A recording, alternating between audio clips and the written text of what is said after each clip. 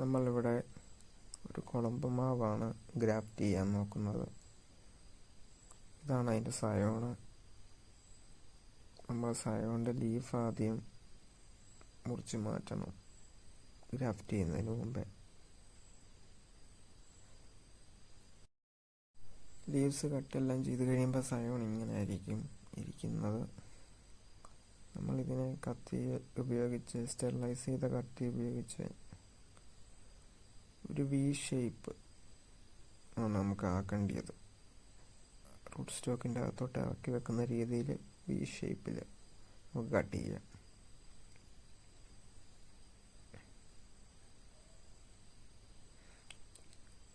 മൂർച്ചയുള്ള കത്തിയാണ് ഉപയോഗിക്കേണ്ടത്. കട്ട് ചെയ്യുമ്പോൾ സൂക്ഷിച്ച് ഉപയോഗിക്കണം.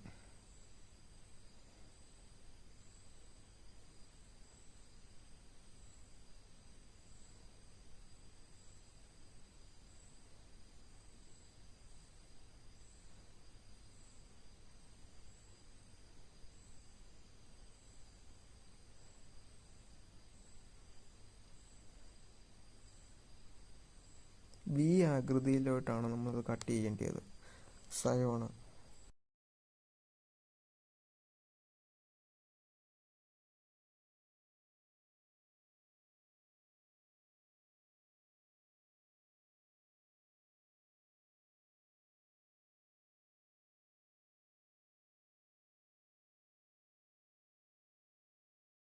ഇതിനു വേണ്ടി നമ്മൾ മൂർച്ചയുള്ള കത്തിയാണ് ഉപയോഗിക്കേണ്ടത്. മൂർച്ചയുള്ള കത്തിയോ ബ്ലേഡോ അങ്ങനെ എന്തെങ്കിലും. കട്ട് ചെയ്ത ശേഷം ഇതുപോലെ ആയിരിക്കണം കട്ട് ചെയ്യേണ്ടത്.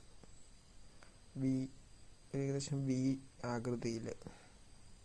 ഇത് നമ്മുടെ റൂട്ട് സ്റ്റോക്ക്. ഇതിലോട്ടാണ് നമ്മൾ ഗ്രാഫ്റ്റ് ചെയ്യാൻ ഉദ്ദേശിക്കുന്നത്.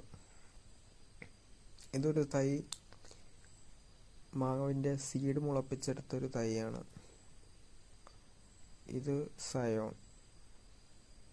ഇത് നമുക്ക് സൈഡ് ആദ്യം ഇങ്ങനെ കട്ട് ചെയ്യണം. റൂട്ട് സ്റ്റോക്കിൻ്റെ ഈ സയോൺ വെക്കാവുന്ന അത്രയും ലെങ്തിലും എല്ലാം കട്ട് ചെയ്ത ശേഷം ഈ സയോണിൻ്റെ ജലാംശം പോകാതിരിക്കാനായിട്ട് ഞാൻ ഗ്രാഫ്റ്റിങ്ങിന് ഉപയോഗിക്കുന്ന ടേപ്പ് ചുറ്റി കൊടുക്കുന്നുണ്ട്. അത് ചുറ്റിക്കൊടുത്ത് ടൈറ്റാക്കിയ ശേഷം അത് മുറിച്ച് മാറ്റിയ ശേഷമാണ് ഞാൻ അതിൽ ഗ്രാഫ്റ്റ് ചെയ്യാൻ ഉദ്ദേശിക്കുന്നത്. അപ്പോൾ കുറച്ചുകൂടെ ജലാംശം അതിന് കിട്ടാൻ ചാൻസ് ഉണ്ട്.